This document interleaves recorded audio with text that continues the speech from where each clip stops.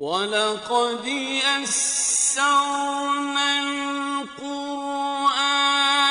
لِلذِّكْرِ فَهَلْ مِن مُّدَّكِرٍ۔ اور ہم نے قرآن کو سمجھنے کے لیے آسان کر دیا، تو کوئی ہے جو سوچے سمجھے۔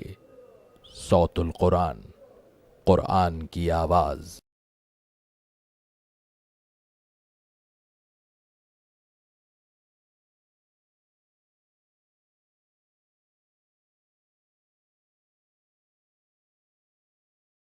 نحمده ونصلي على رسوله الكريم اما بعد فاعوذ بالله من الشيطان الرجيم بسم الله الرحمن الرحيم ولا تجادلوا اهل الكتاب الا بالتي هي احسن الا الذين ظلموا منهم وقولوا آمنا بالذي انزل الينا وانزل اليكم والهنا والهكم واحد ونحن له مسلمون۔ صدق اللہ العظیم۔ سورۃ العنکبوت آیت نمبر 46 سے ہم اپنا مطالعہ شروع کر رہے ہیں۔ سورہ مبارکہ کا 5واں رکوع اس وقت ہمارے زیر مطالعہ ہے۔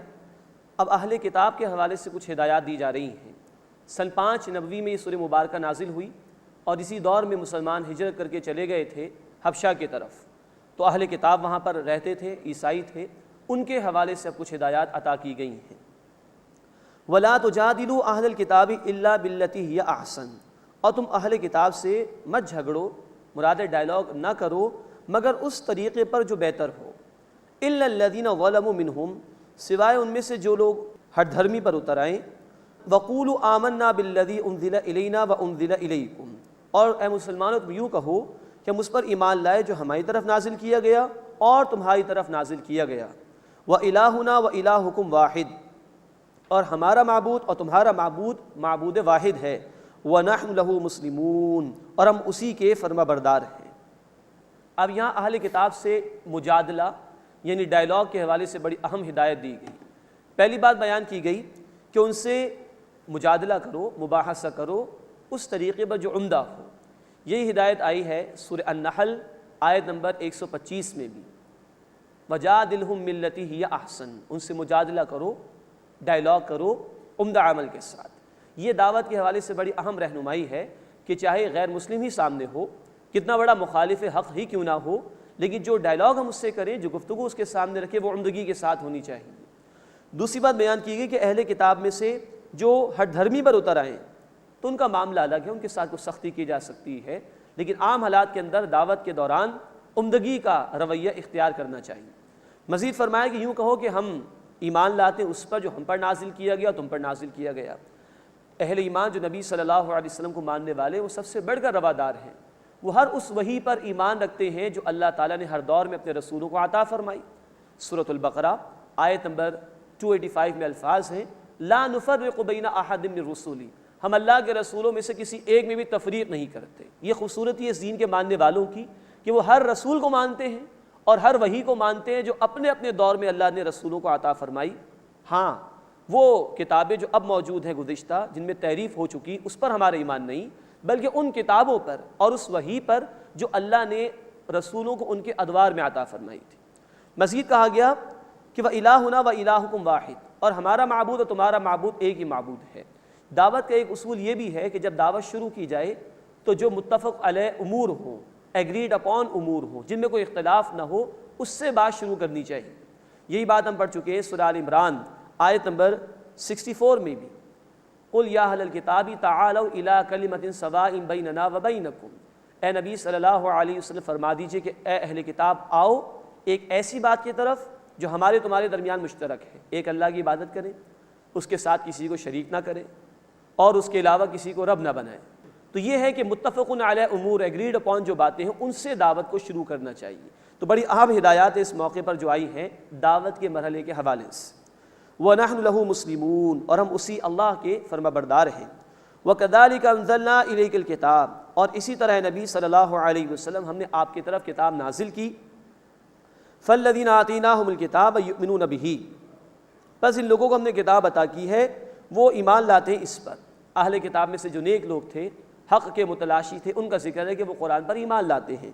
وَمِنْ هَٰؤُلَاءِ مَن يُؤْمِنُ بِهِ، اور ان میں سے بعض بھی اس پر ایمان لاتے ہیں، یعنی مکے والوں میں سے بھی لوگوں نے ایمان قبول کیا ہے۔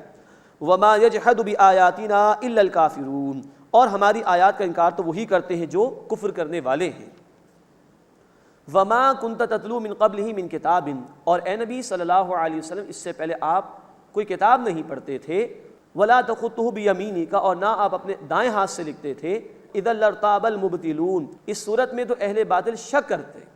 مراد یہ کہ آپ امی تھے، آپ نے کہیں سے باقاعدہ تعلیم حاصل نہیں کی، اور یہی امی ہونا آپ صلی اللہ علیہ وسلم کی رسالت کی صداقت کی بہت بڑی دلیل ہے کہ کہیں سے کچھ نہیں سیکھا، کچھ بھی پڑھنا جانتے نہیں تھے، لیکن اتنا عظیم کلام آپ کی زبان پر جاری ہو گیا، تو یہ اللہ ہی کی طرف سے ہے، یہ اللہ ہی کی عطا ہے آپ کے لیے۔ بل ہوا آیات بینات فی صدور الذین اوتوا العلم، بلکہ یہ واضح آیات ہیں ان لوگوں کے سینوں میں جنہیں علم عطا کیا گیا۔ ایک رائے یہ کہ اہل کتاب میں سے ان لوگوں کی طرف اشارہ ہے جو نبی اکرم صلی اللہ علیہ وسلم پر ایمان لے آئے اور وہ ان بشارات کو جانتے تھے کہ جن میں نبی صلی اللہ علیہ وسلم کے آنے کے حوالے سے ذکر ہے۔ اور ایک رائے یہ کہ اہل ایمان کی طرف اشارہ ہے کہ یہ ان کے سینوں میں محفوظ ہے، قرآن حفظ کے ذریعے سے بھی سینہ بسینہ امت تک منتقل ہوا ہے، اس کی طرف بھی اشارہ ہے۔ وما یجحد بآیاتنا الا الظالمون، اور ہماری آیات کا انکار تو وہی کرتے ہیں جو ظلم کرنے والے ہیں۔ وقالوا لولا انزل علیہ آیات من ربی، اور انہوں نے کہا کہ ان پر ان کے رب کی طرف سے آیات یعنی نشانیاں کیوں نازل نہیں ہوتی۔ قل انما الآیات عند اللہ، اے نبی صلی اللہ علیہ وسلم فرما دیجئے یہ آیات یہ نشانیاں جو تم مطالبات کر رہے ہو، معجزات، یہ تو اللہ ہی کے پاس ہے۔ وَإِنَّمَا أَنَا نَذِيرٌ مُبِينٌ، اور بے شک میں تو واضح توبہ خبردار کرنے والا ہوں۔ میرا یہ کام نہیں کہ میں تمہیں نشانیاں دکھاتا پھروں، میرا اصل کام ہے کہ میں تم تک اللہ کے پیغام کو واضح طور پر پہنچا دوں۔ اولم یکفیہم انا انزلنا علیک الکتاب یتلی علیکم، کیا ان لوگوں کے لیے کافی نہیں کہ اے نبی صلی اللہ علیہ وسلم ہم نے آپ پر کتاب نازل کی ہے جو ان پر پڑھی جاتی ہے، یعنی اصل معجزہ قرآن ہے، اس کے آنے کے بعد اب اور کس چیز کا انتظار کر رہے ہو کہ اس کے دیکھنے کے بعد تم ایمان لے کر آؤ گے۔ ان فی ذلک لرحمۃ وذکری لقوم یؤمنون، بے شک اس میں ان لوگوں کے لیے رحمت اور نصیحت ہے جو ایمان لاتے ہیں۔ اس کے بعد اس سورہ مبارکہ کا 6واں رکوع شروع ہو رہا ہے، اس میں کچھ مزید ہدایات اہل ایمان کو عطا کی گئی ہیں اور مشرکین کو وعیدیں اور ڈراوے سنائے گئے ہیں۔ قل کفی باللہ بینی وبینکم شہیدا، اے نبی صلی اللہ علیہ وسلم فرما دیجئے کہ میرے اور تمہارے درمیان اللہ بطور گواہ کے کافی ہے۔ یعلم ما فی السماوات والارض، وہ اللہ جانتا ہے جو کچھ آسمانوں میں ہے اور زمین میں ہے۔ والذین آمنوا بالباطل وکفروا باللہ اولئک هم الخاسرون، اور جو لوگ باطل پر ایمان لائے اور جنہوں نے اللہ کا انکار کیا وہی لوگ خسارہ اٹھانے والے ہیں۔ وَيَسْتَعْجِلُونَكَ بِالْعَذَابِ، اور اے نبی صلی اللہ علیہ وسلم وہ آپ سے عذاب کی جلدی کرتے ہیں۔ وَلَوْلَا أَجَلٌ مُّسَمًّى لَجَاءَهُمُ الْعَذَابُ، اگر ایک وقت مقرر طے نہ ہوتا تو ان پر عذاب آ چکا ہوتا۔ وَلَيَأْتِيَنَّهُمْ بَغْتَةً وَهُمْ لَا يَشْعُرُونَ، اور وہ عذاب ان پر ضرور اچانک آ جائے گا اور انہیں خبر بھی نہیں ہوگی۔ یستعجلونک بالعذاب، اے نبی صلی اللہ علیہ وسلم وہ آپ سے عذاب کی جلدی کرتے ہیں۔ وَإِنَّ جَهَنَّمَ لَمُحِيطَةٌ بِالْكَافِرِينَ، اور بے شک جہنم کافروں کو گھیرے ہوئے ہے۔ یوم یغشاہم العذاب من فوقہم ومن تحت ارجلہم، جس دن انہیں ڈھانپ لے گا عذاب ان کے اوپر سے اور ان کے پاؤں کے نیچے سے۔ وَيَقُولُ ذُوقُوا مَا كُنتُمْ تَعْمَلُونَ، اور اللہ تعالیٰ فرمائے گا چکھو اس کا مزہ جو تم کیا کرتے تھے۔ اللہم اجرنا من النار، اے اللہ ہمیں آگ کے عذاب سے محفوظ فرما۔ اس کے بعد اہل ایمان کو بڑی اہم ہدایات عطا کی جا رہی ہیں۔ یا عبادی الذین آمنوا، اے میرے بندو جو ایمان لائے ہو، ان ارضی واسعۃ، بے شک میری زمین وسیع ہے، کشادہ ہے، فایایا فاعبدون، بس تم میری ہی عبادت کرو۔ اب یہ ہجرت حبشہ کی طرف اشارہ ہو رہا ہے۔ یہاں مکے والوں نے تم پر زمین تنگ کر دی ہے، تم مشکلات میں گھرے ہوئے ہو، تو میری زمین بہت وسیع، اگر ایک مقام پر تمہارے لیے میرے دین پر عمل کرنا مشکل ہو رہا ہے تو میری زمین میں بہت جگہ ہے، کشادگی ہے، یہاں سے ہجرت کر جاؤ۔ اصل شے ایمان کی حفاظت ہے، اصل شے میری عبادت ہے، اس کی خاطر گھر بار بھی چھوڑنا پڑے تو چھوڑ دو اس سے۔ کل نفس ذائقۃ الموت، ہر نفس کو موت کا مزہ چکھنا ہے۔ ثم الینا ترجعون، پھر تم سب ہماری طرف لوٹائے جاؤ گے۔ موت تو آنی ہے، اس کا وقت بھی طے ہے اللہ کے ہاں، تو کیوں نہ اچھی موت آ جائے، وہ موت کہ جو اللہ کے راستے میں آ جائے، اللہ کے دین کی خاطر آ جائے۔ یہ مضمون کہ موت ہر ایک کو آنی ہے 3 مرتبہ قرآن میں بیان ہوا ہے، اور اللہ تعالیٰ نے یہ بات بار بار واضح کی ہے کہ یہ زندگی عارضی ہے، فانی ہے، چند روزہ ہے۔ سورہ آل عمران آیت 185 اور سورۃ الانبیاء آیت نمبر 35 میں بھی کہا گیا کہ کل نفس ذائقۃ الموت، ہر نفس کو موت کا مزہ چکھنا ہے۔ ایسا نہیں ہے کہ دین کے تقاضوں سے فرار اختیار کر لو تو موت نہیں آئے گی، جان بچ جائے گی، ایسا ممکن نہیں ہے۔ زمین کا اگر ایک حصہ تمہارے لیے تنگ ہو گیا ہے تو میری زمین بہت وسیع ہے، جاؤ ہجرت کر جاؤ۔ ایمان زیادہ اہم ہے دنیا کی آسائشوں کے مقابلے میں، ایمان اور اس کے تقاضوں کو ترجیح دو، نہ کہ دنیا کی سہولیات اور وسائل کو۔ والذین آمنوا وعملوا الصالحات، اور وہ لوگ جو ایمان لائے اور جنہوں نے نیک اعمال کیے، لنبوئنہم من الجنۃ غرفا، ہم ضرور انہیں جگہ دیں گے جنت کے بالا خانوں میں، یعنی بلند محلات ہوں گے۔ آگے نہروں کا ذکر آ رہا ہے کہ جن کے نیچے نہریں بہہ رہی ہوں گی، یہ کچھ اللہ تعالیٰ اہل ایمان کو وہاں عطا فرمائے گا۔ تو دنیا میں مشکلات آ سکتی ہیں لیکن یہ عارضی ہیں، لیکن ان مشکلات کو برداشت کر لو اللہ کے دین کی خاطر تو اللہ ہمیشہ کی زندگی میں بالا خانے جنت میں عطا فرمائے گا۔ تجری من تحتی الانہار خالدین فیہا، جن کے نیچے نہریں جاری ہیں وہ ان میں ہمیشہ ہمیشہ رہیں گے۔ نعم اجر العاملین، کیا ہی عمدہ بدلہ ہے عمل کرنے والوں کا۔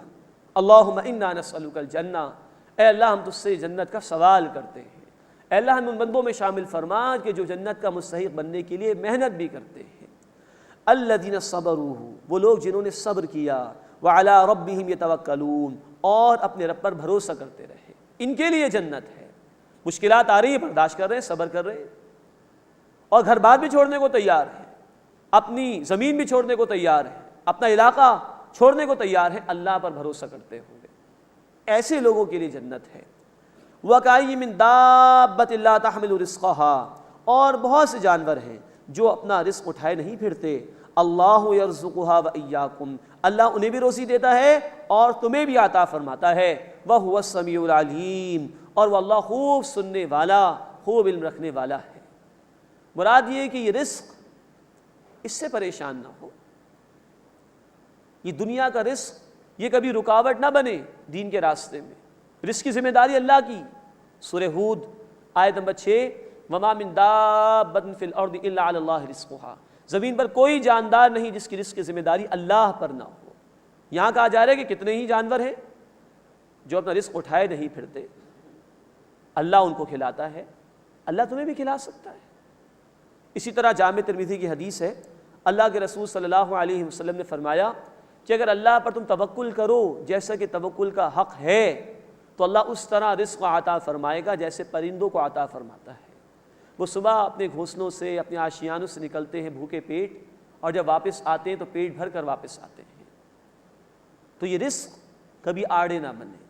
لیکن آج کے دور میں یاد رکھیے، یہ رزق کا مسئلہ ہی بہت بڑا ایشو بن گیا ہے لوگوں کے لیے، شب و روز اسی میں لگے ہوئے ہیں۔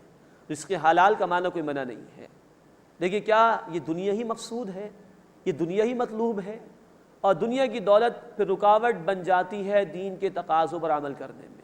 تو کہا جا رہا ہے کہ یہ رزق کا معاملہ تمہارے ہاتھ میں نہیں، یہ اللہ کے ہاتھ میں ہے، یہ چیز رکاوٹ کبھی نہیں بننی چاہیے۔ عبادت کرنا تمہاری ذمہ داری ہے، تم اس کے لیے پیدا کیے گئے ہو۔ سورہ داریات آیت نمبر 56، وَمَا خَلَقْتُ الْجِنَّ وَالْإِنسَ إِلَّا لِيَعْبُدُونَ، میں نے تمام جنات اور انسانوں کو صرف اپنی عبادت کے لیے پیدا کیا۔ اگلی آیت میں فرمایا سورہ داریات آیت نمبر 57 میں، مَا أُرِيدُ مِنْهُم مِّن رِزْقٍ وَمَا أُرِيدُ أَن يُطْعِمُونَ، نہ میں ان سے کوئی رزق چاہتا ہوں، نہ یہ چاہتا ہوں کہ مجھے کھلائیں۔ یہ رزق کی ذمہ داری اللہ کی ہے، اور دین کے لیے محنت کرنا، دین پر عمل کرنا، اس کی ذمہ داری بندوں پر ہے۔ تو ہمیں وہ کام کرنا چاہیے جو ہماری ذمہ داری ہے، اور اللہ کو وہ کرنے دیجئے کہ جو اللہ کی ذمہ داری ہے، جو اسے خود لی ہے۔ تو رزق کبھی رکاوٹ نہ بنے اللہ کے دین کے راستے میں۔ وَهُوَ السَّمِيعُ الْعَلِيمُ، اور وہ اللہ خوب سننے والا، علم رکھنے والا ہے۔ وَلَئِن سَأَلْتَهُم مَّنْ خَلَقَ السَّمَاوَاتِ وَالْأَرْضَ وَسَخَّرَ الشَّمْسَ وَالْقَمَرَ لَيَقُولُنَّ اللَّهُ، اور اگر اے نبی صلی اللہ علیہ وسلم آپ ان مشرکین سے سوال کریں کہ کس نے آسمان اور زمین کو پیدا کیا اور سورج اور چاند کو مسخر کر دیا، خدمت پر لگا دیا، لَيَقُولُنَّ اللَّهُ، وہ ضرور کہیں گے اللہ نے۔ فَأَنَّىٰ يُؤْفَكُونَ، پھر وہ کہاں الٹے پھرے جاتے ہیں؟ جب مان رہے ہیں کہ سب کچھ اللہ نے پیدا کیا تو اللہ کو پکارتے کیوں نہیں؟ اللہ کے ساتھ دوسرے جھوٹے معبود کیوں شامل کر لیے انہوں نے؟ اللہ کے ساتھ دوسروں کو شریک کیوں ٹھہرا رہے ہیں؟ اللہ یبسط الرزق لمن یشاء من عبادہ ویقدر لہ، اللہ اپنے بندوں میں سے جس کے لیے چاہتا ہے رزق کو کشادہ فرما دیتا ہے، اور جس کو چاہتا ہے نپاتلا عطا فرماتا ہے۔ ان اللہ بکل شیء علیم، بے شک اللہ تعالیٰ ہر شے کا علم رکھنے والا ہے۔ یہ مشرکین مکہ اعتراض کرتے تھے مسلمانوں پر، اگر تم اتنے ہی اچھے ہو اور حق پر ہو، تم اتنے کمزور کیوں ہو؟ تم غریب کیوں ہو؟ تمہاری اکثریت غربا کی کیوں ہے؟ اس کا جواب دیا گیا کہ یہ رزق کا دے دیا جانا یا کم دیا جانا یہ اللہ کے اختیار میں ہے، اور قرآن بار بار بتاتے سب کچھ آزمائش کے لیے ہے۔ سورۃ الفجر آیت نمبر 15 اور 16 میں الفاظ ہیں کہ اللہ مال دے کر بھی آزماتا ہے، اور اللہ مال واپس لے کر یا کم دے کر بھی آزما رہا ہوتا ہے، ہر لمحہ آزمائش کا ہے۔ تو فرمایا اللہ جس کے لیے چاہتا ہے رزق کو کشادہ فرما دیتا ہے، اور جس کے لیے چاہتا ہے اس کو نپاتلا عطا فرماتا ہے۔ ان اللہ بکل شیء علیم، بے شک اللہ ہر شے کا علم رکھنے والا ہے۔ بخاری شریف میں بڑی خوبصورت حدیث ہے، اللہ کے رسول صلی اللہ علیہ وسلم فرماتے ہیں کہ اللہ تعالیٰ یہ فرماتے ہیں میں مال اسے دے دیتا ہوں جس کے دل میں بے چینی پاتا ہوں، پریشان جو جلدی ہو جاتا ہے، لیکن جنہیں نہیں دیتا وہ مجھے زیادہ محبوب ہے۔ یہ ہے اللہ کے رسول صلی اللہ علیہ وسلم جو نقل کیا اللہ کا فرمان حدیث قدسی میں۔ جو لوگ زیادہ بے چین ہو جاتے ہیں، پریشان ہو جاتے ہیں، ان کو کہتے ہیں اللہ تعالیٰ کہ میں دے دیتا ہوں، لیکن جن کو نہیں دیتا وہ زیادہ محبوب ہیں۔ تو کسی کے پاس کم ہونا یہ اس بات کی علامت نہیں اللہ اس سے ناراض ہے، اور کسی کے پاس زیادہ ہونا یہ اس بات کی علامت نہیں کہ اللہ کا وہ بندہ پسندیدہ ہو گیا ہے۔ فرعون کے پاس مال تھا، وہ تو ناپسندیدہ لوگوں میں، حضرت بلال رضی اللہ تعالیٰ عنہ کے پاس کچھ بھی نہ تھا، لیکن وہ اللہ کے پسندیدہ بندوں میں ہے۔ تو یہ ظاہری اعتبار سے فیصلے نہیں کرنے چاہیے، اللہ کی شان ہے، اللہ کی مصلحت ہے، جس کو چاہا اس سے زیادہ عطا فرمایا، جس کو چاہا اس سے کم عطا فرمایا۔ وَلَئِن سَأَلْتَهُم مَّن نَّزَّلَ مِنَ السَّمَاءِ مَاءً فَأَحْيَا بِهِ الْأَرْضَ مِن بَعْدِهَا لَيَقُولُنَّ اللَّهُ، اور اگر اے نبی صلی اللہ علیہ وسلم آپ ان سے سوال کریں کہ کس نے آسمان سے پانی اتارا پھر اس سے زمین کو اس کے مرنے کے بعد دوبارہ زندہ کیا، وہ ضرور کہیں گے اللہ نے۔ قل الحمدللہ، اے نبی صلی اللہ علیہ وسلم فرما دیجئے تمام شکر تمام تعریف اللہ کے لیے ہے۔ بل اکثرهم لا يعقلون، لیکن ان میں سے اکثر عقل سے کام نہیں لیتے۔ مراد یہ کہ مان لیں کہ سب کچھ پہلا اللہ نے کیا، لیکن اللہ کو نہیں پکار رہے، شکر کسی اور کا ادا کر رہے ہیں، جھوٹے معبودوں کو پکار رہے ہیں، گویا یہ عقل والے نہیں ہیں۔ اس کے بعد سورہ مبارکہ کا 7واں اور آخر رکوع آ رہا ہے، اس میں مشرکین سے بھی خطاب ہے، اہل ایمان کو تسلی دی گئی ہے اور دین کے لیے محنت کرنے پر ترغیب دلائی گئی ہے۔ وما هذه الحیات الدنیا الا لہو ولعب، اور یہ دنیا کی زندگی کچھ نہیں ہے سوائے کھیل تماشے کے۔ وَإِنَّ الدَّارَ الْآخِرَةَ لَهِيَ الْحَيَوَانُ، اور بے شک آخرت کا گھر ہی اصل زندگی ہے۔ لَوْ كَانُوا يَعْلَمُونَ، کاش کہ وہ جانتے۔ دنیا عارضی ہے، فانی ہے، چند روزہ ختم ہو جائے گی، یہاں کوئی بھی ہمیشہ رہنے کے لیے نہیں آیا، ہر ایک کو جانا پڑا یہاں سے۔ ہاں اصل زندگی وہ آخرت کی ہے جس کے لیے اس دنیا میں بھیجا گیا عمل کرنے کے لیے۔ تو ایک اعتبار سے دنیا کھیل تماشا ہے، اس کے مال و اسباب کی اللہ کی نگاہ میں کوئی حیثیت نہیں، لیکن ایک اعتبار سے یہی اہم ہے، اس لیے کہ عمل کرنے کا موقع اس دنیا کے اندر ہے، اور یہی کہ اعمال کی بنیاد پر آخرت میں نتیجے دیے جائیں گے۔ لو کانوا یعلمون، کاش کہ وہ جانتے۔ فَإِذَا رَكِبُوا فِي الْفُلْكِ دَعَوُا اللَّهَ مُخْلِصِينَ لَهُ الدِّينَ، بس جب وہ کشتی میں سوار ہوتے ہیں تو اللہ کو پکارتے ہیں اپنی بندگی کو اسی کے لیے خالص کرتے ہوئے۔ فَلَمَّا نَجَّاهُمْ إِلَى الْبَرِّ إِذَا هُمْ يُشْرِكُونَ، پھر جب اللہ انہیں خشکی کی طرف نجات دے کر لے آتا ہے تو وہ شرک کرنے لگ جاتے ہیں، کسی اور کا شکر ادا کرتے ہیں۔ پھر لِيَكْفُرُوا بِمَا آتَيْنَاهُمْ، تاکہ اس کی ناشکری کریں جو ہم نے انہیں عطا کیا۔ وَلِيَتَمَتَّعُوا، اور چاہیے کہ وہ فائدہ اٹھا لیں۔ فَسَوْفَ يَعْلَمُونَ، پس ان قریب وہ جان لیں گے کہ اس کا انجام کیا ہوگا۔ انسان کو سوچنا چاہیے، ہمیں بھی جائزہ لینا چاہیے، اللہ کے ہم پر کتنے انعامات ہیں۔ انسان بیمار ہوتا ہے اللہ شفا دے دیتا ہے، انسان تنگ دستی کا شکار ہو جاتا ہے اللہ اس کو خوشحالی عطا فرما دیتا ہے، انسان میں کوئی مصیبت آ جاتی ہے اللہ اس کو دور کر دیتا ہے۔ کیا اس کے بعد ہم اللہ کو بھول تو نہیں جاتے؟ جب وہ شفا دے دیتا ہے، خوشحالی عطا فرما دیتا ہے، مصیبت کو دور کر دیتا ہے، کہیں ہم اس کو بھول تو نہیں جاتے؟ یہ تو مشرکین کا طرز عمل تھا کہ وہ اللہ کے سوا کسی اور کا شکر ادا کرتے تھے، یا اللہ تعالیٰ کی نعمتوں کی ناقدری کیا کرتے تھے۔ اللہ ہمیں اس برے انجام سے بچائے اور اپنے شکر گزار بندوں میں شامل ہونے کی توفیق عطا فرمائے۔ اولم یروا انا جعلنا حرما آمنا یتخطف الناس من حولهم، کیا انہوں نے دیکھا نہیں کہ ہم نے حرم کو امن کی جگہ بنایا ہے اور اس کے ارد گرد سے لوگ اچک لیے جاتے ہیں۔ مراد یہ ہے کہ حرم اور اس کے پورے ارد گرد کے علاقے کو اللہ نے امن والا بنا دیا، یہاں کوئی کسی کو قتل بھی نہیں کرتا، یہاں سب کی جان مال محفوظ ہے اور ہر اعتبار سے سکون ہے، جبکہ عرب کے بقیہ علاقوں کے اندر قافلوں کو لوٹ بھی لیا جاتا تھا اور چوریاں ڈکیتیاں بھی ہوا کرتی تھی۔ تو یہ انعام تھا ان مکے والوں پر اللہ کا، اس کو یاد دلایا جا رہا ہے۔ افبالباطل یؤمنون وبنعمت اللہ یکفرون، بس کیا وہ باطل پر ایمان لاتے ہیں اور اللہ کی نعمت کی ناشکری کرتے ہیں؟ ومن اظلم ممن افترى علی اللہ کذبا، اور اس سے بڑا ظالم کون ہے جس نے اللہ پر جھوٹ باندھا، او کذب بالحق لما جاءہ، یا اس نے جھٹلایا حق کو جبکہ وہ اس کے پاس آ گیا۔ الیس فی جہنم مثوی للکافرین، تو کیا جہنم میں کافروں کے لیے ٹھکانہ کافی نہیں ہے؟ یہ ہے جو اللہ کی طرف سے ڈراوا سنایا گیا کہ کتنی نافرمانی کر لو، کتنا ہی انکار کر لو، کتنا ہی جھٹلا لو، تمہارا انجام پہ جہنم کی آگ ہوگی۔ اللہ اس سے ہمیں محفوظ فرمائے۔ دیکھیے، ایک جھٹلانا ہوتا ہے زبان سے جھٹلانا، جیسے مشرکین مکہ جھٹلا رہے تھے۔ ایک جھٹلانا عمل سے بھی ہوتا ہے، جب کوئی قوم اللہ کے کلام کو مان تو لے لیکن اس کے بعد اللہ کے کلام کے تقاضوں پر عمل نہ کرے۔ یہ تفصیل آئی ہے سورۃ الجمعہ آیت نمبر 5 میں، یہود کا ذکر اللہ تعالیٰ نے کیا۔ بئس مثل القوم الذین کذبوا بآیات اللہ، بری ہے اس قوم کی مثال جس نے اللہ کی آیات کو جھٹلایا۔ یہود نے تورات کو اللہ کی کتاب ماننے سے انکار نہیں کیا تھا، بلکہ یہود نے اللہ کی کتاب تورات کے تقاضوں پر عمل کرنے سے انکار کیا تھا، عمل سے جھٹلایا تھا۔ تو ہمیں بھی ڈرتے رہنا چاہیے، کیونکہ ہم اپنے عمل سے تو نہیں جھٹلا رہے اللہ کی کتاب، بے عملی کا شکار تو نہیں۔ اللہ اس سے ہماری حفاظت فرمائے۔ وَمَنْ أَظْلَمُ مِمَّنِ افْتَرَى عَلَى اللَّهِ كَذِبًا، اور اس سے بڑا ظالم کون ہے جس نے اللہ پر جھوٹ باندھا، أَوْ كَذَّبَ بِالْحَقِّ لَمَّا جَاءَهُ، یا اس نے حق کو جھٹلایا جبکہ وہ اس کے پاس آ چکا۔ أَلَيْسَ فِي جَهَنَّمَ مَثْوًى لِلْكَافِرِينَ، کیا جہنم میں کفر کرنے والوں کے لیے ٹھکانہ کافی نہیں ہے؟ اللہم اجرنا من النار، اے اللہ ہمیں آگ کے عذاب سے محفوظ فرما۔ اس کے بعد بہت خوبصورت آیت ہے، دور مشکلات میں یہ صورت نازل ہوئی، اب اس کا جو اختتام ہو رہا ہے بڑی خوبصورت آیت پر، والذین جاہدوا فینا لنہدینہم سبلنا، اور جو لوگ کوشش کریں گے ہمارے راستے میں، ہم اپنے راستوں کی ہدایت ان کو عطا فرما دیں گے۔ وَإِنَّ اللَّهَ لَمَعَ الْمُحْسِنِينَ، اور بے شک اللہ تعالیٰ ان لوگوں کے ساتھ ہے جو عمدگی کے ساتھ عمل کرنے والے ہیں۔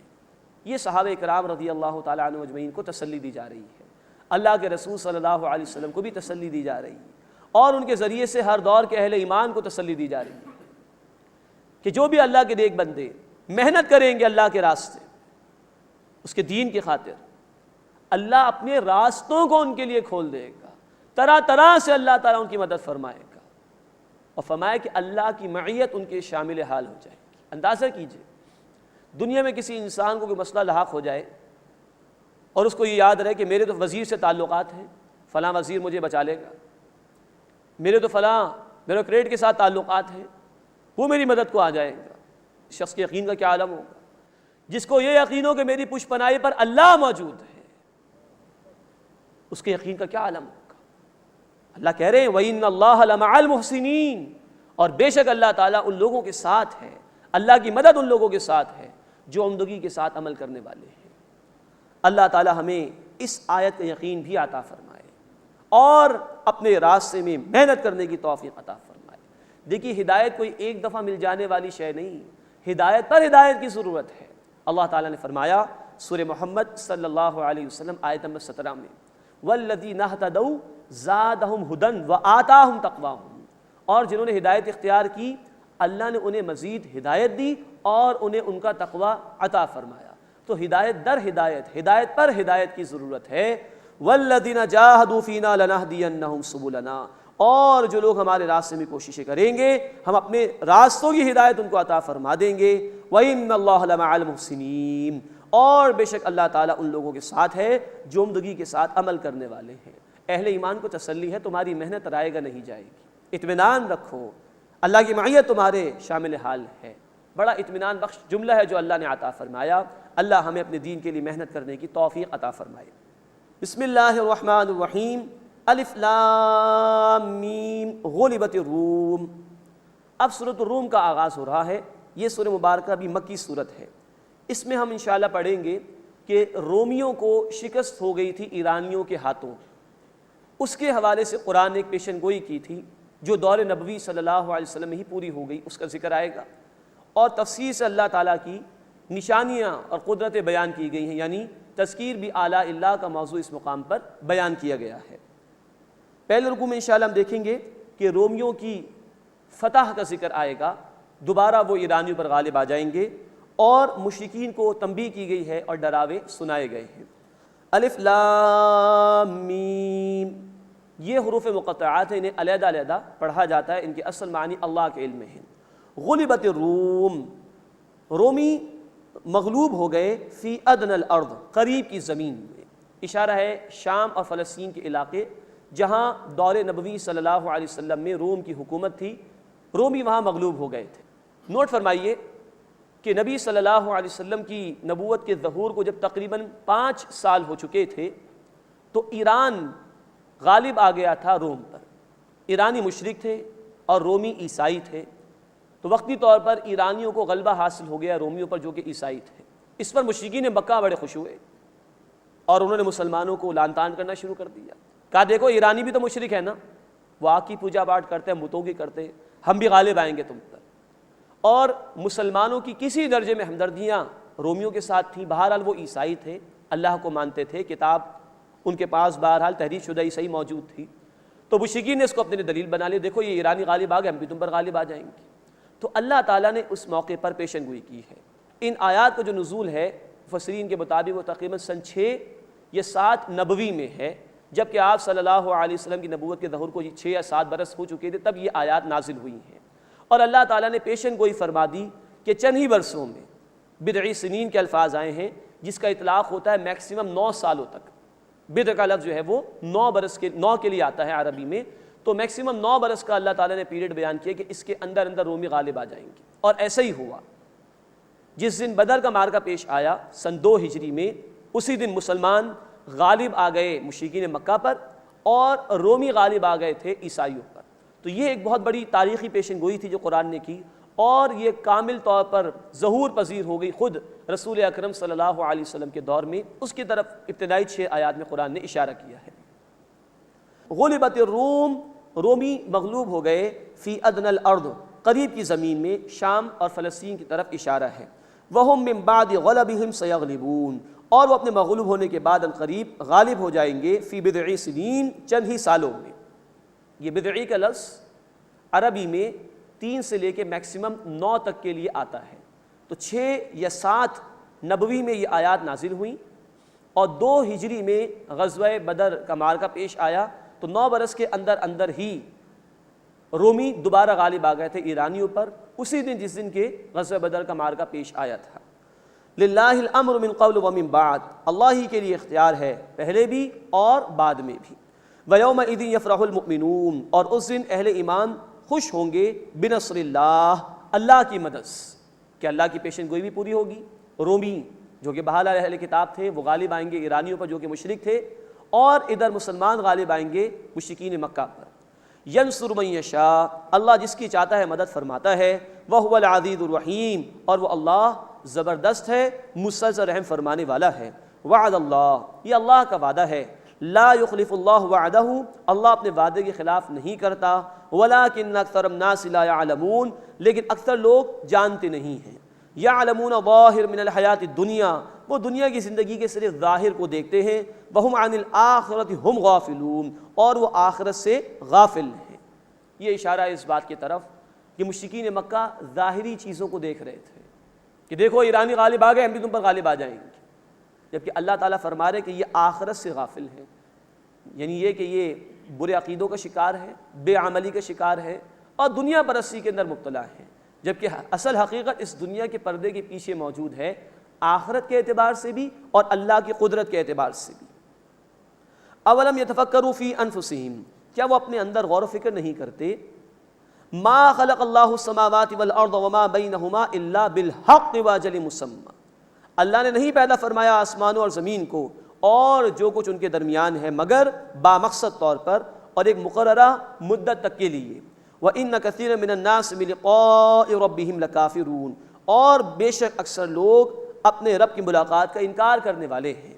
اولم یسیروا فی الارض، کیا وہ زمین میں چلے پھرے نہیں، فینظروا، کہ وہ دیکھتے، کیف کان عاقبۃ الذین من قبلہم، کیسا ہوا انجام ان لوگوں کا جو ان سے پہلے تھے، کانوا اشد منہم قوۃ وآثاروا الارض، وہ قوت میں ان سے زیادہ تھے اور انہوں نے زمین میں خوب ہل چلائے، خوب زراعت کاشتکاری کی، وعمروها اکثر مما عمروها، اور اس کو یعنی زمین کو آباد کیا اس سے زیادہ جس قدر انہوں نے آباد کیا، وجاءتهم رسلهم بالبینات، اور ان کے پاس ان کے رسول واضح نشانیوں کے ساتھ آئے، فما كان اللہ لیظلمهم، بس اللہ ایسا نہ تھا کہ ان پر ظلم فرماتا، ولكن كانوا انفسهم يظلمون، لیکن وہ اپنی جانوں پر خود ظلم کرتے تھے۔ اب یہ بیان کر کے اللہ تعالیٰ مشرکین مکہ کو بھی وعیدیں سنا رہے ہیں، تم اکڑ رہے ہو، آج حق کی مخالفت کر رہے ہو، تمہیں ناز ہے اپنے مال و اسباب کے اوپر، تم سے پچھلے لوگ تم سے زیادہ طاقتور تھے، تم سے زیادہ خوشحالی ان کو عطا کی گئی تھی، لیکن جب انہوں نے بھی نافرمانی کی تو وہ مٹا دیے گئے، تو کیا تم بچ رہو گے اللہ کے عذاب سے؟ ثم كان عاقبۃ الذین اساءوا السوء ان کذبوا بآیات اللہ، پھر جن لوگوں نے برے کام کیے ان کا انجام برا ہوا کہ انہوں نے اللہ کی آیات کو جھٹلایا، وَكَانُوا بِهَا يَسْتَهْزِئُونَ، اور وہ ان آیات کا مذاق اڑایا کرتے تھے۔ اس کے بعد اس سورہ مبارکہ کا دوسرا رکوع شروع ہو رہا ہے، اس میں قیامت کا بیان ہے، نیک اور برے لوگوں کا ذکر ہے، اور اللہ کی نعمتوں کو بھی بیان کیا گیا ہے۔ اللہ یبدأ الخلق ثم یعیدہ، اللہ ہی تخلیق کی ابتدا فرماتا ہے، پھر وہی اسے دوبارہ لوٹائے گا، ثم الیہ ترجعون، پھر تم اسی کی طرف لوٹائے جاؤ گے، دوبارہ پیدا کیے جاؤ گے۔ وَيَوْمَ تَقُومُ السَّاعَةُ يُبْلِسُ الْمُجْرِمُونَ، اور جس دن قیامت قائم ہوگی مجرم نا امید ہو کر رہ جائیں گے۔ وَلَمْ يَكُنْ لَهُم مِّن شُرَكَائِهِمْ شُفَعَاءُ، اور ان کے شریکوں میں سے کوئی ان کے سفارشی نہیں ہوں گے، وَكَانُوا بِشُرَكَائِهِمْ كَافِرِينَ، اور وہ یعنی جن کو پکارا گیا تھا اپنے شریکوں کے منکر ہو جائیں گے۔ وَيَوْمَ تَقُومُ السَّاعَةُ يَوْمَئِذٍ يَتَفَرَّقُونَ، اور جس دن قیامت قائم ہوگی اس دن لوگ جدا جدا ہوں گے، علیحدہ علیحدہ جماعتیں بنا دی جائیں گی۔ فَأَمَّا الَّذِينَ آمَنُوا، بس وہ لوگ جو ایمان لائے، وَعَمِلُوا الصَّالِحَاتِ، اور انہوں نے نیک اعمال کیے، فَهُمْ فِي رَوْضَةٍ يُحْبَرُونَ، بس وہ باغ میں خوش و خرم رکھے جائیں گے، جنت کے باغات میں ان کو ویلکم کہا جائے گا، ان کی ضیافت کی جائے گی۔ اللہم ربنا اجعلنا منہم، اللہ ان بندوں میں ہمیں بھی شامل فرما۔ نوٹ فرمائیے، سورہ الروم مکی صورت ہے، اور سن 6 نبوی کا دور بھی وہ تھا کہ جب مشکلات تھی اہل ایمان کے لیے۔ مکی دور میں اصل عمل صالح یہ تھا کہ ایمان قبول کرو اور جو مصیبتیں آئے ان کو برداشت کرو۔ شریعت کے تفصیلی احکامات تو مدنی صورتوں میں آئے، روزے کے مسائل، زکوٰۃ کے مسائل، حج کے حوالے سے گفتگو، یہ ساری تفاصیل تو مدنی دور میں جا کر آئی۔ مکی دور میں جو سب سے بڑا اہم ترین عمل صالح تھا وہ یہ تھا، ایمان قبول کرو اور ڈٹ جاؤ اس کے اوپر، اور جو مصیبت آئے برداشت کرو اس کو۔ ان کے لیے کہا گیا کہ باغ میں وہ خوش و خرم رکھے جائیں گے، ان کے لیے مہمان نوازی ہے۔ اب دین تو مکمل ہو گیا، سارے احکامات تو ہمارے سامنے موجود ہیں، لیکن آج کے دور میں بھی دین کی بات کرنا، دین کی دعوت دینا، دین کی طرف آنے کے لیے ترغیب دینا لوگوں کو کوئی آسان کام نہیں ہے۔ غیروں کو چھوڑ دیجئے، اپنے ہی اعتراض کرتے ہیں، اپنے ہی ایسی باتیں کرتے ہیں کہ کیا تم خدائی فوجدار ہو جو تم ہمیں دین کی دعوت دے رہے ہو؟ جاؤ میاں تمہیں اپنی قبر میں جانا ہے، ہمیں اپنی قبر میں جانا ہے۔ اپنے لوگ ماننے والے اللہ کو وہ اس طرح کی باتیں کر رہے ہیں۔ تو آج کے دور میں بھی اہم ترین ایک عمل صالح یہ ہے کہ دین پر ہم ڈٹے رہیں، اللہ ہمیں اس کی توفیق عطا فرمائے، اور جو مشکلات آئیں برداشت کریں اس کو۔ اب اس کے برعکس نافرمانوں کا انجام بیان ہو رہا ہے۔ وَأَمَّا الَّذِينَ كَفَرُوا، اور جن لوگوں نے کفر کیا، وَكَذَّبُوا بِآيَاتِنَا، اور جھٹلایا ہماری آیات کو، وَلِقَاءِ الْآخِرَةِ، اور آخرت کی ملاقات کو، فَأُولَٰئِكَ فِي الْعَذَابِ مُحْضَرُونَ، بس یہی لوگ عذاب میں گرفتار کیے جائیں گے۔ اللہم اجرنا من النار، اے اللہ ہمیں آگ کے عذاب سے محفوظ فرما۔ فسبحان اللہ، بس اللہ کی تسبیح بیان کرو، حین تمسونا، جب تم شام کرو، وحین تصبحون، اور جب تم صبح کرو، وَلَهُ الْحَمْدُ فِي السَّمَاوَاتِ وَالْأَرْضِ، اور اسی اللہ کے لیے تمام تعریف و شکر ہے آسمانوں اور زمین میں، وَعَشِيًّا، اور سپہر کے وقت بھی اللہ کی تسبیح بیان کرو، وَحِينَ تُظْهِرُونَ، اور ظہر کے وقت بھی اللہ کی تسبیح بیان کرو۔ ان دو آیات میں تسبیح کا ذکر ہے معین اوقات کے ساتھ۔ مفسرین کی رائے یہ ہے یہاں نمازوں کی طرف اشارہ کیا جا رہا ہے۔ مثال کے طور پر ذکر آیا آیت نمبر 17 میں شام کے وقت تسبیح بیان کرو، اشارہ ہے مغرب اور عشاء کی نمازوں کی طرف۔ وحین تصبحون، اور صبح کے وقت اشارہ ہے فجر کی نماز کی طرف۔ پھر فرمایا گیا آیت نمبر 18 میں وعشیہ، اور سپہر کے وقت اشارہ ہے عصر کی نماز کی طرف۔ وحین تظہرون، اور ظہر کے وقت یہ ظہر کی نماز کی طرف اشارہ ہے۔ اللہ ہمیں تمام نمازوں کا اہتمام کرنے کی توفیق عطا فرمائے اور ہر دم اپنا ذکر کرنے کی توفیق عطا فرمائے۔ یخرج الحی من المیت، وہ اللہ زندہ کو نکالتا ہے مردہ سے۔ ویخرج المیت من الحی، اور وہ مردے کو نکالتا ہے زندہ سے۔ ویحیی الارض بعد موتها، اور وہ زندہ فرماتا ہے زمین کو اس کی موت کے بعد۔ وکذالک تخرجون، اور اسی طرح تم قبروں سے نکالے جاؤ گے۔ مراد یہ ہے کہ زمین مردہ ہو جاتی، خشک ہو جاتی ہے، اللہ پانی برسا کر اس کو زندگی عطا فرما دیتا ہے۔ بیج مردہ ہوتا ہے، اللہ اس کو زندگی عطا فرما دیتا ہے۔ تم مر جاؤ گے تو اللہ قادر ہے کہ تمہیں دوبارہ زندہ کھڑا کر دے، وہ دوبارہ تمہیں پیدا فرمائے گا۔ اس کے بعد اس سورہ مبارکہ کا تیسرا رکوع شروع ہو رہا ہے۔ اس میں بڑی جامعیت کے ساتھ اللہ کی آیات یعنی اللہ کی نشانیوں اور قدرتوں کو بیان کیا گیا ہے۔ 6 مرتبہ الفاظ آئے ہیں، وَمِنْ آیَاتِهِ وَمِنْ آیَاتِهِ، اللہ کی نشانیوں میں سے یہ ہے، اللہ کی نشانیوں میں سے یہ ہے۔ بہت خوبصورت مقام ہے قرآن حکیم کا اللہ کی نشانیوں کے بیان کے حوالے سے۔ وَمِنْ آیَاتِهِ أَنْ خَلَقَكُم مِّن تُرَابٍ، اس اللہ کی نشانیوں میں سے ہے کہ اس نے تمہیں مٹی سے پیدا کیا۔ ثُمَّ إِذَا أَنْتُمْ بَشَرٌ تَنْتَشِرُونَ، پھر تم انسان ہو کہ ہر جگہ پھیل رہے ہو۔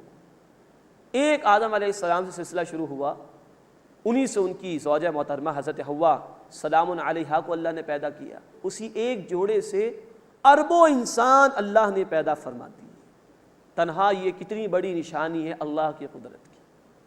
وَمِنْ آیَاتِهِ أَنْ خَلَقَ لَكُم مِّنْ أَنفُسِكُمْ أَزْوَاجًا لِتَسْكُنُوا إِلَيْهَا، اور اس اللہ کی نشانیوں میں سے ہے کہ اس نے تمہارے لیے پیدا کیے تمہارے اندر سے جوڑے کہ تم ان کے پاس جا کر سکون حاصل کرو۔ وَجَعَلَ بَيْنَكُمْ مَوَدَّةً وَرَحْمَةً، اور اس سے تمہارے درمیان محبت اور رحمت پیدا فرما دی۔ إِنَّ فِي ذَلِكَ لَآيَاتٍ لِقَوْمٍ يَتَفَكَّرُونَ، بے شک اس میں ان لوگوں کے لیے نشانیاں ہیں جو غور و فکر کرتے ہیں۔ یہاں اللہ تعالیٰ نے شوہر اور بیوی کے باہمی تعلق کو اپنی نشانی قرار دیا، اور آیت کے اختتام پر فرمایا کہ اس میں بے شمار نشانیاں ہیں غور و فکر کے لیے، جو لوگ بھی غور و فکر کرنا چاہیں، انسان کو غور کرنا چاہیے۔ ایک عورت اپنے ماں باپ، اپنے بہن بھائی، اپنے گھر والوں کو چھوڑ کر ایک بالکل اجنبی مرد کے حوالے اپنے آپ کو کر دیتی ہے۔ کون اس کے دل میں یہ بات ڈال رہا ہے؟ ایک مرد اکیلا تھا تو اپنے اخراجات بمشکل پورا کر پا رہا تھا، اب بیوی آ گئی، اس کے بعد بچے بھی ہیں، کون اس کے دل میں ڈال رہا ہے کہ ان تمام اخراجات کو برداشت کرے؟ اکثر شوہروں کا معاملہ یہ کہ جو کچھ وہ کماتے ہیں اپنی ذات پہ تو بہت کم خرچ کرتے ہیں، اکثر اپنی بیوی اور اپنی اولاد پر خرچ کر دیتے ہیں۔ کس نے یہ جذبہ ڈالا ہے؟ پھر بس اوقات اختلافات بھی ہو جاتے ہیں، لیکن کون دلوں میں محبت ڈال دیتا ہے، معاملے کو رفع دفع کر دیتا ہے، اور زندگی کی گاڑی چلتی رہتی ہے۔ انسان غور کرے۔ مزید فرمایا کہ لِتَسْكُنُوا إِلَيْهَا، تاکہ اپنے جوڑوں کے پاس جا کر سکون حاصل کرو۔ یہ الہی تدبیر ہے، نکاح کا پاکیزہ اور جائز بندھن جو اللہ نے عطا فرمایا۔ آج مغرب اور امریکہ کے معاشروں کو آپ دیکھیے، وہاں سکون مہنگی ترین شے ہو گئی ہے، طرح طرح کی میڈیسنز استعمال کی جاتی ہیں سکون کے حصول کے لیے۔ اور ہمارے معاشرے میں بھی وہ لوگ کہ جو اس ڈگر پر چل چکے ہیں جو اللہ کی تعلیمات کے خلاف ہے، سکون کے حصول کے لیے لاکھوں روپیہ خرچ کیا جا رہا ہے، اور یہاں اللہ نے ہمارے اپنے گھر میں سکون فراہم کر دیا، بشرطے کہ اللہ کی اس اسکیم کو بندہ سمجھنے کی کوشش کرے۔ دین یہ چاہتا ہے کہ شوہر کی تمام تر توجہ اپنی بیوی کی طرف رہے، ایک بیوی کی تمام تر توجہ اپنے شوہر کی طرف رہے۔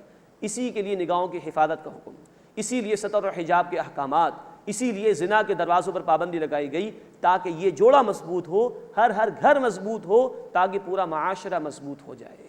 یہ ہے جو اللہ نے اپنی نشانیاں بیان فرمائی، سکون حاصل کرو۔ وَجَعَلَ بَيْنَكُمْ مَوَدَّةً وَرَحْمَةً، اور اس نے تمہارے درمیان محبت اور رحمت پیدا فرما دی۔ إِنَّ فِي ذَلِكَ لَآيَاتٍ لِقَوْمٍ يَتَفَكَّرُونَ، بے شک اس میں ان لوگوں کے لیے نشانیاں ہیں جو غور و فکر کرتے ہیں۔ وَمِنْ آيَاتِهِ خَلْقُ السَّمَاوَاتِ وَالْأَرْضِ، اور اس کی نشانیوں میں سے ہے آسمان اور زمین کی تخلیق۔ وَاخْتِلَافُ أَلْسِنَتِكُمْ وَأَلْوَانِكُمْ، اور تمہاری زبانیں اور تمہارے رنگ، ان میں بھی نشانیاں ہیں۔ ان فی ذلک لآیات للعالمین، بے شک اس میں علم رکھنے والوں کے لیے نشانیاں ہیں۔